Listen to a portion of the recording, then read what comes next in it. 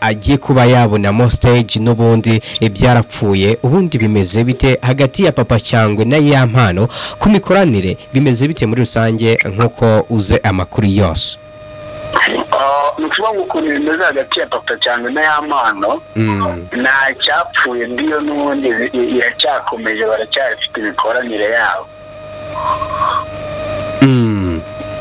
kuko n'ejo bundi Papa Cyangwe umunsi igihe yari ari gutanga ikiganiro kuri radiyo imwe hano mu Rwanda yavuze ko Papa Cyangwe ku bantu bari kuri gahunda yo kuzazana igitaramo cyiwe cyo kwizihiza imyaka 5 amaze muri uru ruganda agomba kuzaba hari nta kabuza yego so rero ku bijyanye n'igitaramo cyo mu Bufaransa byo ngiye ku bwanjye ko byumva personally nashyizemo amarangamutima y'ibindi ya fanatisme n'iki uyu musore yabo byacitse ngo nuko bidoze byagiye hanze yego bari itangazamakuru abanyamakuru bakagombye ibi bintu byabaye nyine babivuge birangire nta mpamvu kugira ngo dukomeze tubane mu biganiro byacu bitandukanye nitwa Holy Impano Entertainer of course the king of mic ni byinshi cyane biri kugenda bivugwa na makuru menshi cyane agenda avugwa ku mbuga nkoranyambaga ni byinshi cyane byo bivugwa mu myidagaduro mu Rwanda ndetse kandi bamwe mu bahanzi bagenda bavugwaho by'umwihariko turagaruka ku muhanzi ya mpano wa boy wagaragaje navuga ko yakoze ibintu bidasanzwe tutari tumenyere hano mu Rwanda ni mu gihe rero ya mpano ibi byose bibaye afite igitaramo ejo mundi ku itariki 22 ni igitaramo azaba ari kumwe n'ibyamamare bitandukanye no witwa Papa Cyangwe cyangwa se Drip Pada guturuka muri Chuma Entertainment ni igitaramo rero bafite witwa ya mpano azaririmbamo azahurira ku rubyiniro n'uwitwa Kafani n'uwitwa Riderman hari abahanzi benshi cyane bazagenda bahurira ku rubyiniro ntumugiye ya mpano kubw'ibyo biri kugenda bivugwa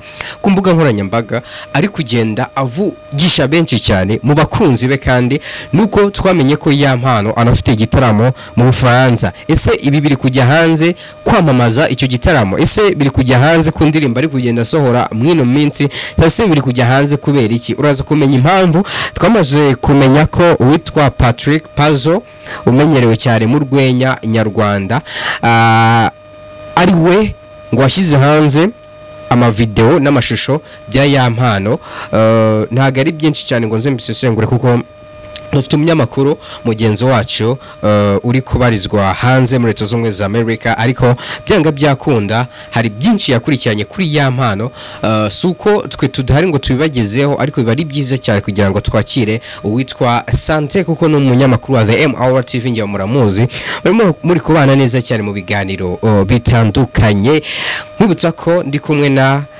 General Life Music School and Art Limited ino hantu honyine wahaha ubumenyi mu bijyanye no kuzamura impano zawe waba ushaka gukina filme ndetse ukabyiga kuzandika kuzikina n'ibindi bigisha amasomo atandukanye muri muzika gucuranga piano gitari kuririmba gukora audio production bakabigisha amasomo atandukanye muri multimedia nka videography video production photography graphic design bakabigisha filmmaking aribyo nabwiraga acting film and writing film akarusho bigisha indimi zitandukanye n'umuterankunga wacu mukuru turi kumwe hano kuri The MR TV mu biganiro byacu bitandukanye nkwibutsa ko nitwa Holy Impano Entertainer of course the king of my hano kuri The MR TV reka nakire Sante Smile uri kwiga akaba ari n'umunyamakuru ukorera hano kuri The MR TV ari kubarizwa muri Leta Zunze za Amerika twifuje kumuganiza hari byishazi by'umwihariko kuri ya mpano kuko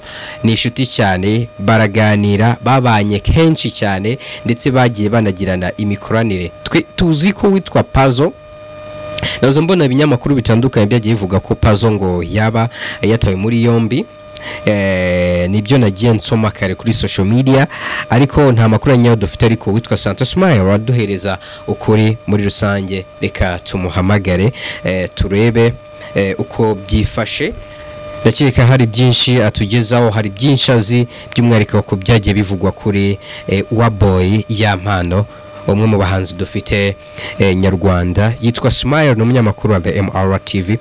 Yeka ko hari byinshi cyane azi kuri Yampano. Yes, Smile, watwumva neza cyane. Ndakumva neza manda. Yego, aho ngaho bimeze bite? Nari maze kubwira abantu ko usigaye wibera muri Leta Zunze Ubumwe za Amerika, ariko hari byinshi uri butubwire. Ubundi ikirere cyaho kimeze gite muri rusange? Ikirere cyaho kimeze neza, turashima Imana hano. Yego, Smile, ngira ngo uri umunyamakuru, uri mugenzi wacu ukorera The MR TV, ngira ngo hari byinshi rero dushaka kukubaza. Uri umwe mu bantu bazi Yampano cyane, uri umwe mu bazi n'ibiri kugenda bivugwa cyane ku mbuga nkoranyambaga. Twifuje kukwakira hano mu kiganiro kugira ngo utubwire by'umwihariko se bimeze bite, ubundi biri kuvugwa n'ibihuha cyane ko twamaze kumva ko ngana afite igitaramo mu Bufaransa nyuma yuko agiye gutaramira hano muri Kigali Universal mu gitaramo cya Papa Cyangwe. Ubundi bimeze bite muri rusange? Urakoze. Ibya Yampano nk'uko nyine ku mbuga nkoranyambaga bimaze n'iminsi byararikoroje, kugira ngo tumaze iminsi tutanye amakuru amuvugwaho yuko hasohotse nyine ya video ari gukora igikorwa cy'abakuze n'umugore we. Video yaje kujya hanze, ariko nyine abantu bakaba batavugwaho rimwe ati Yampano kariyeri igiye kurangira. Abantu ntabwo babyumvaga kimwe, byari bigoye. So rero icyo navuga,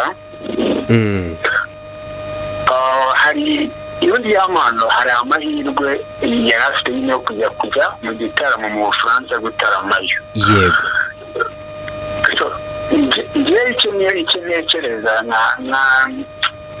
n'umwaka cyangwa se amahirwe make Yampano agiye kugira bitewe n'iyo video. Ngo igitaramo yari agiye kujyamo, amakuru mbona ya ndani ya za ndani ni uko ngo ari mu nzego z'igihugu za leta. Yari agiye kujya muri urwo rwego. Rero ntabwo wafata brand y'igihugu uyifate, navuga ko niyo kuyanduza, reka mbyite gutya, kuko byagenda kose n'ubundi igikorwa Yampano yakoze ntabwo gikwiye. Yego, ahari umusore navuga ko wamenyekanye cyane mu Ruganda yitwa Puzzle Patrick, bivugwa ko babanye na Yampano igihe kinini, nyuma yuko ngo babanye mu nzu hano i Nyamirambo, baza kwimuka bitewe n'ubushobozi Yampano kuri agenda gatera imbere, biza gutuma Yampano agira gahunda yo kuzana umugore. Ese bimeze bite muri rusange? Puzzle Patrick biri kuvuga ko yamaze gutabwa muri yombi, nkuko twabonye ibinyamakuru bitandukanye byagiye bivugwa bitangaza ino nkuru. Ese koko Puzzle Patrick urahamya neza ko kubera amakimbirane bari bafite na Yampano, urahamya neza ko Puzzle Patrick ari we washyize hanze video ya Yampano ari gukora igikorwa cy'abakuze?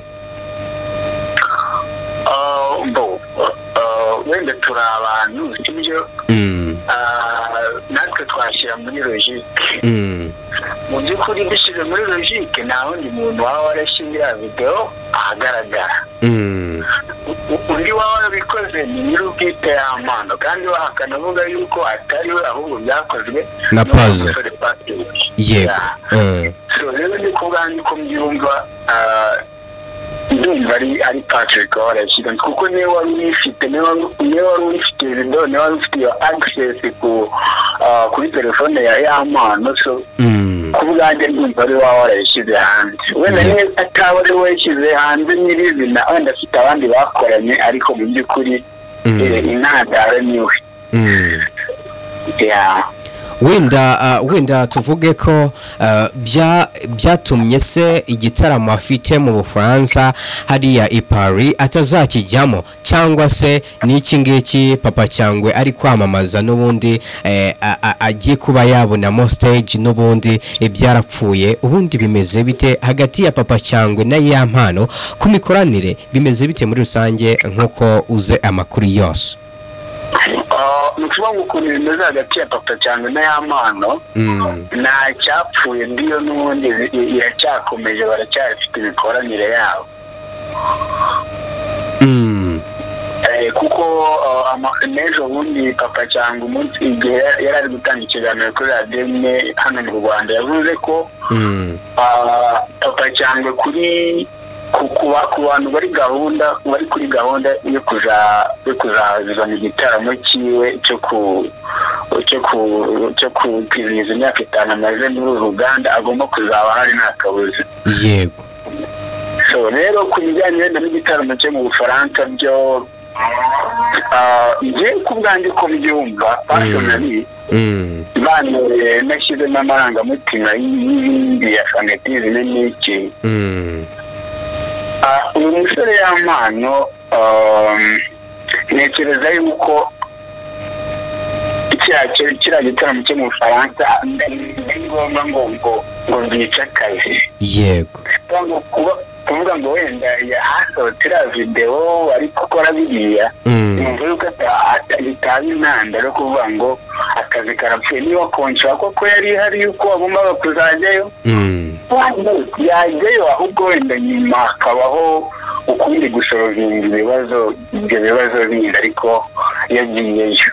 Yego. Ubona ya mpano kuba video yaragiye hanze, mu by'ukuri ubona hari ikintu byahungabanyije cyane ko bagenzi bacu bakorera ku mbuga nkoranyambaga, wenda nk'abanyamakuru twita cyangwa aba influencer, ubona uko bavuze ya mpano bafite gahunda yo kumuzimya, cyangwa se ntago ibi bikwiye mu Rwanda, twakabicejetse wenda kuba ari ibyatunguranye tukituriza tukinumira. Ubundi abanyamakuru bakora kuri social media kenshi baba bashaka iki, cyangwa aba influencer cyangwa content creator baba bashaka iki, baba bagamije iki muri rusange kugira ngo bakomeze bavuga ikintu wenda cyarangiye bakamara umwaka, amezi cyangwa icyumweru bavuga ku kintu cyabaye umunsi umwe. Ubona abanyamakuru bo mu Rwanda cyangwa se aba influencer bo mu Rwanda, ubona bagamije iki muri rusange kw'iyo mpamvu?